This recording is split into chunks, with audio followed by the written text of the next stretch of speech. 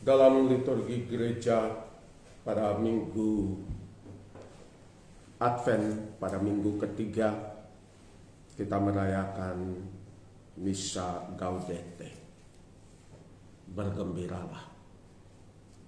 Dan hari ini pada minggu keempat masa Prapaskah, kita juga merayakan kegembiraan itu, Laetare.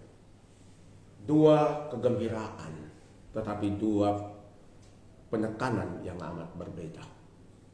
Pada minggu Gaudete, kita diminta untuk bergembira. Bergembira karena penyelamatan sudah datang. Penyelamatan sudah datang. Bahwa pintu dibuka untuk kita. Pada hari ini, minggu Laetare, kita diminta untuk bergembira. Bergembira karena Tuhan sudah mengampuni kita. Karena Paskah yang sebentar lagi tiba adalah tanda bahwa Tuhan mengampuni kita. Bahwa Tuhan mengorbankan hidupnya, merelakan semuanya, menyerahkan putranya yang tunggal mati di kayu salib agar kita semua memperoleh keselamatan. Makanya kita sementara disiapkan untuk memasuki minggu pekan suci. Dan bacaan hari ini mengajak kita selama 4 minggu ini, di mana kita sudah mempersiapkan diri dengan permulaan pada hari Rabu, di mana kita diingatkan bahwa kita ini cuma tebus semata-mata, bahwa kita ini bukan siapa-siapa. Dan dalam bacaan hari ini, kita yang bukan siapa-siapa itu diungkapkan dalam bacaan pertama. Dalam bacaan pertama kita mendengar kisah seorang Daud. Samuel dipesankan oleh Tuhan bahwa salah satu orang anak Isai akan diurapi menjadi raja. Samuel tidak tahu siapa, tapi dia minta supaya Isai mengumpulkan semua anak-anak laki-lakinya. Tetapi ternyata Daud tidak dipanggil. Daud tidak dipanggil. Dan di dalam kitab suci dibilang wajahnya kemerah-merahan. Wajah bayi lah. Wajah bodoh. Wajah orang yang gak tahu apa-apa. Samuel lebih tertarik dengan badan yang kekar, dengan postur tubuh yang luar biasa. Ketika saudara-saudara Daud lewat di depannya, dalam hati dia bilang, inilah orangnya, inilah orangnya, inilah orangnya. Sampai terakhir, tidak ada satupun yang Tuhan mau. Lalu dia bingung, Tuhan, katanya salah satu anak Isai ini akan kau urapi menjadi raja. Semua sudah ada. Tapi Tuhan bilang, masih ada satu, masih ada satu. Marahlah Saul, marahlah Samuel. Dia bilang, sudah saya bilang kumpulkan semua anak-anakmu. Kenapa yang satu tidak? Dia lagi gembalakan ternak di sana. Ya, saking posturnya enggak meyakinkan, maka kerjanya cuma gembalakan domba saja. Makanya dibilang dalam kitab suci, ketika Daud masuk, badannya kemerah-merahan. Apa dibilang dalam kitab suci badannya kemerah-merahan? Mau badannya hitam, mau badan apa? Gitu. Tetapi mereka tidak pernah tahu bahwa Daud yang badannya kemerah-merahan itu adalah seorang yang luar biasa. Dia bahkan rela mempertaruhkan nyawanya untuk menjaga seekor anak dombanya yang diterkam oleh harimau. Dia bahkan membunuh harimaunya itu. Orang model begini yang rela mengorbankan hidupnya bahkan untuk binatang sekalipun. Orang ini adalah orang yang bisa menjadi seorang pemimpin yang bagus. Seorang raja yang akan merelakan hidupnya untuk membela rakyatnya. Domba itu bukan sekedar domba. Simbol dari orang-orang kecil. Orang-orang yang tak bersuara. Orang-orang yang tak punya nama.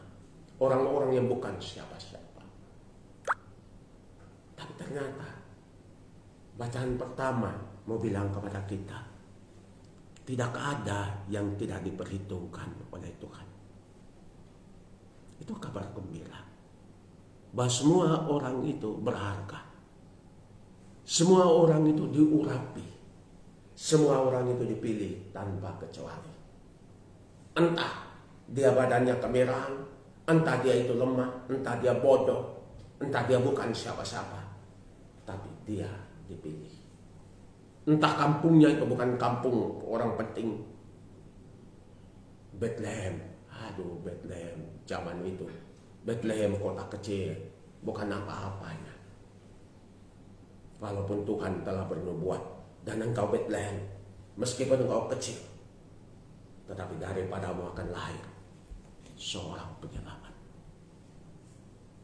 dari turunan Daud. Kita berharga. Dan itu seharusnya menjadi sumber kegembiraan kita di pekan keempat masa Prapaskah ini. Karena semua kita dipandang berharga dan terurapi. Itulah yang karena pengalaman itulah yang akhirnya membuat Daud pada suatu ketika Saul ingin membunuh dia, dengan seluruh bala tentaranya mengejar dia seperti seekor anjing, dan dia harus lari terbirit-birit. Dan ketika dia diberi kesempatan untuk membunuh Saul yang sedang tidur lelap, Daud tidak berani menjamah. Dia cuma menyentuh mantel jubahnya. Lalu dia bilang, teman-temannya bilang, ini kesempatan Tuhan telah menyerahkan. Daud bilang tidak, ini orang yang diurapi. Ini orang yang diurapi. Begitulah ketika kita menyadari bahwa kita semua ini orang yang diurapi, lalu tidak ada orang yang tidak penting. Semua orang itu penting. Kita lihat dalam bacaan Injil hari ini, betapa ritual menjadi begitu penting. Betapa aturan adat dan kebiasaan dan tradisi menjadi lebih penting. Tapi mereka lupa bahwa ada seorang yang telah dibebaskan. Sejak lahir dia hidup dalam kegelapan. Sejak lahir dia hidup tanpa pengharapan.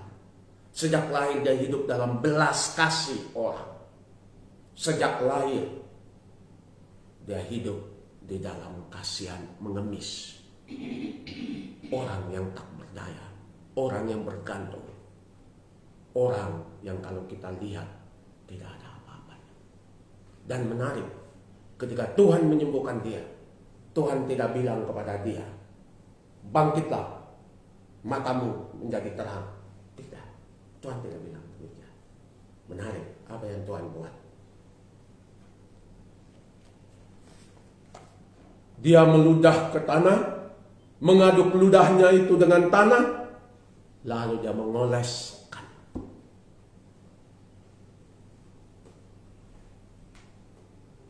Tuhan mau bilang kepada si buta apa? Ya, kau orang kasihan memang. Kau orang kasihan. Kau itu cuma debu dan diludahi dan dihina. Benar. Tetapi kalau kau cuma hanya melihat pada itu, kau kehilangan kesempatan untuk melihat rahmat yang lebih besar. Betapa banyak kali kita dalam hidup kita hanya melihat dan mendengar dan hidup berdasarkan aturan main orang. Sampai kita lupa bahwa kita ini adalah orang yang diurapi. Berapa banyak kali kita bertengkar, saling gesek-gesekan dan gontok-gontokan satu sama lain. Demi apa? Demi semua harga diri kita. Harga diri kita yang cuma terbuat dari tanah dan debu semata. Betapa banyak kali demi harga diri kita itu, kita saling melemparkan abu dan tanah, mengotori orang lain dan meludahi orang lain. Kita lupa bahwa kita semua ini adalah orang yang diurapi. Kalau kita tahu dan kalau kita mengakui bahwa kita ini adalah orang yang diurapi, lalu ada kemungkinan dari kita untuk mengakui orang lain di sekitar kita juga orang yang diurapi. Lalu kalau kita bisa mengakui orang lain juga diurapi sama seperti saya, lalu saya yakin akan ada kerendahan hati. Lalu saya yakin akan ada persaudaraan. Lalu ada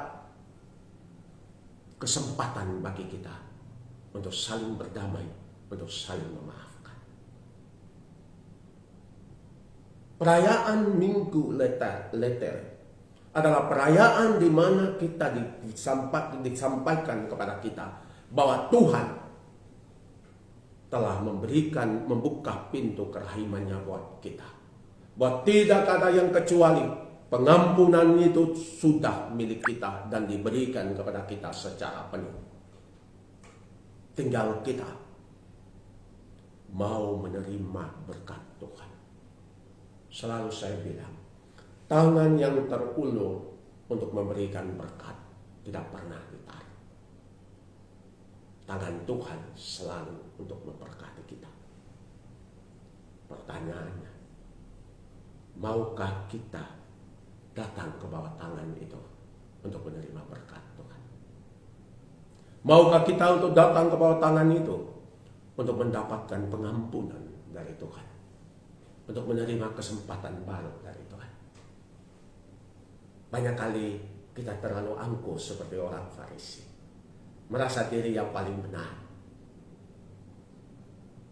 tetapi jangan-jangan benar di depan orang, tetapi banyak kebusukan di belakang. Dan itulah dalam bacaan kedua mau mengingatkan kepada kita supaya terang itu jangan hanya di depan orang, tetapi terang itu harus merasuki sampai ke relung hati kita yang paling dalam.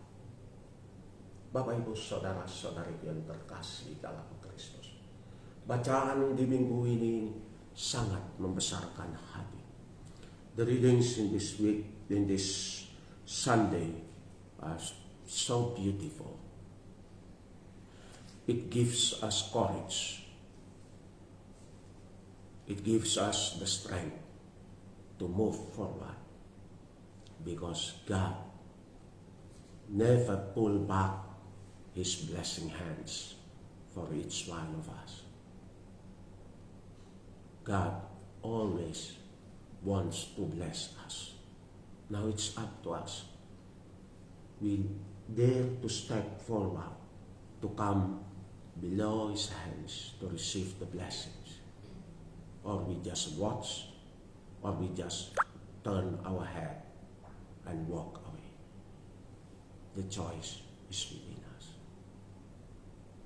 May this fourth Sunday bring us the joy of coming home. The door is open for each one of us, and that's the joy. Come back now. Come back. God bless you.